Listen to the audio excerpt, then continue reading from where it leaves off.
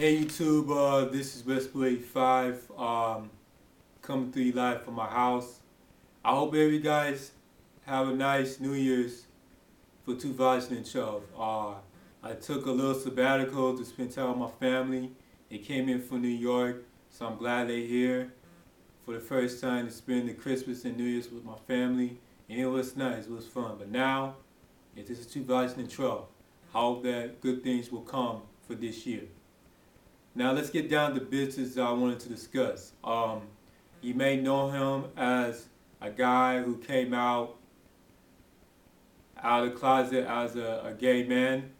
He was a pastor from Georgia. His name is Pastor Earl Swilley, from time&now in Conyers, Georgia. Ever since he came out of the closet, everybody in the church community were not happy of his decision, saying that he disgraced God and disgraced the Holy Bible, and I'll get to that later. I do want to share with you my story on how I found out that Swilley came out of the closet as a homosexual man. While I was in San Francisco in 2010, I was doing a newspaper from the website called Wild Citizen, and once I check it out there, I see his face, that he came out of the closet. He tells a story that from his U.S. stream, do his website, I forgot, that he was born gay, but he became not gay when he grew up. He was married before, has 2 kids, Jared and Christina. Then he remarried to Debbie Swilley, who is associate pastor, and they had 2 more kids, Judah and Jonah. And they said they were divorced, and the reason why he did that is because to stop teen bullying and for the gays who commit suicide for bullying. And I was shocked. Once I read that, I was very shocked that he came out of the closet. He never told us. He didn't want to say anything about his sexuality until I looked at it to his U.S. stream. And once he made that announcement, everybody from around the world heard about it. Some are supportive and somebody's not supportive. And he was on CNN. He was all over it. ABC News about his homosexuality. Everybody was shocked. And Don Lemon, who's a fellow gay anchorist, they talk, and some I agreed and some I disagreed. But he's doing interviews. And I was very supportive of him at first. My mom did, so is my aunt, and so is my brother. And then, as a few months goes by, I decided to not support. I continue to support him, but I would not continue on with his church. He just disgraced God. He disobeyed God's rules.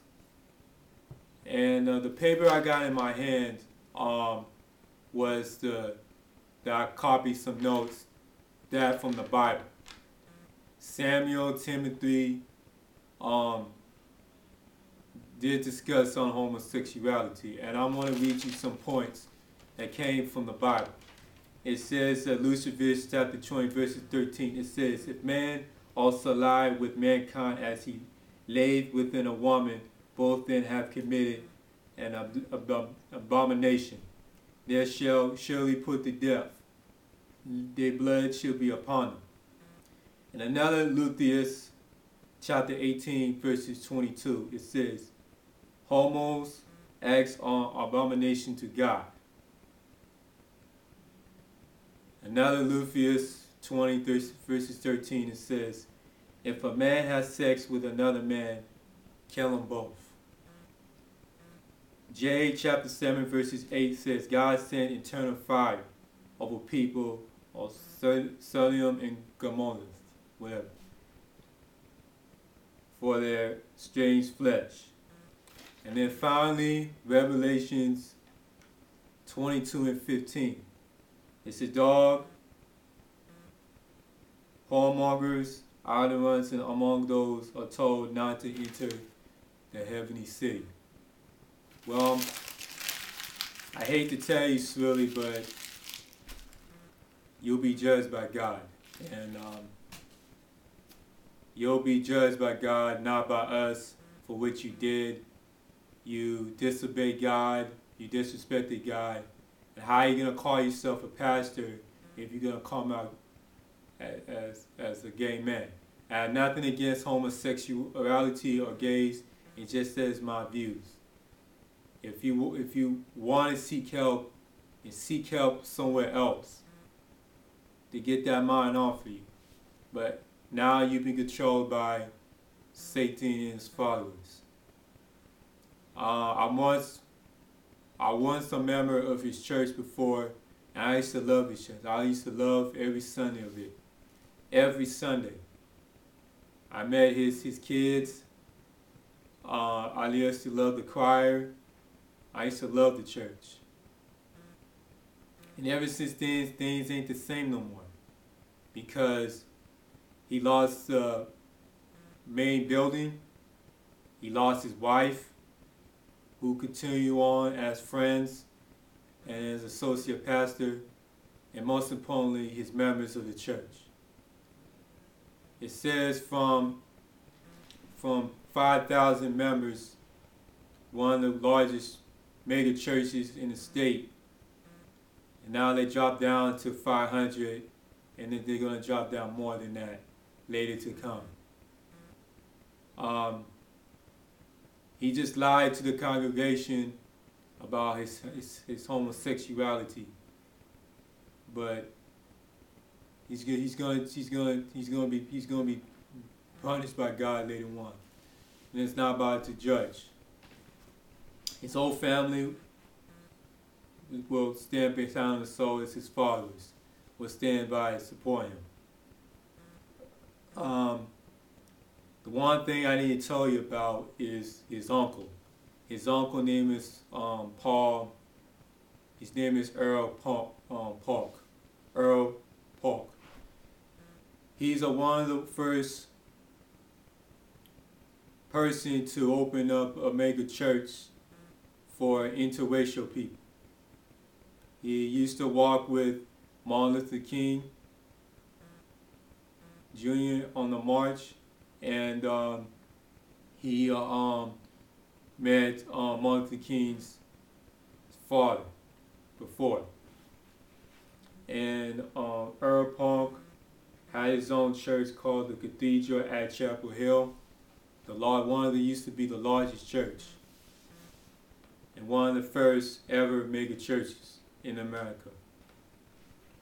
Until the scandal broke out where he had sex with female members of the church, and his nephew was actually his son. His name is D.E. Park, was a biological son of Earl Park, but he was raised by his brother.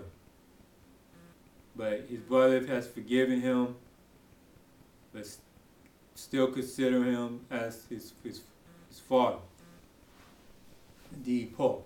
And ever since then, the whole church went downhill. And he was in jail by sexual molestation to the members of the church, lawsuits, and he died without dignity from cancer. So I need to get something out of my chest about this situation. And the only reason why I stay quiet is because I used to support Jim Swilley of his decision. And I still do. I still got his back, but I can't come back to his church. He did that article in Georgia Voice for gays and lesbians in the church that I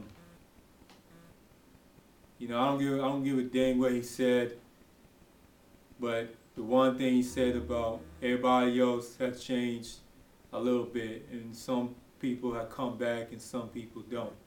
And one former member wrote to him and says, "Oh, I can't come back to your church, but would you pray for me still?" But that's what he said. And his church is for gays, all race, doesn't matter. And his ex-wife is not happily in a relationship, but continue on work with them as partners.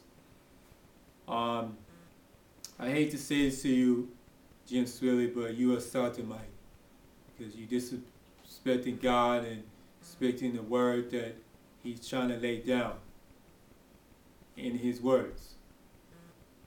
So that's my belief. And in the South, man, they don't tolerate gays.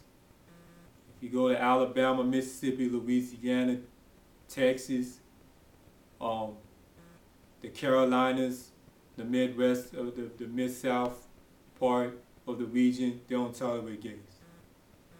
If they found out you were gay, then the members are not coming back. So if you want to be gay, then you go to the West Coast or the East Coast or the Midwestern part. They'll accept gays in the small church. So I feel sorry for you. I feel sorry for your whole family that you're coming out of the closet in the hard way. But I wish you the best of luck, Jim, and your whole family, but I can't come back to your church. I hate to say to you once again, but you're a hypocrite. You're a hypocrite to your whole congregation when you make that announcement and you make the whole people look bad. That's why people have left your church to went someplace else. So, God bless you, Jim Swilley, and your whole family.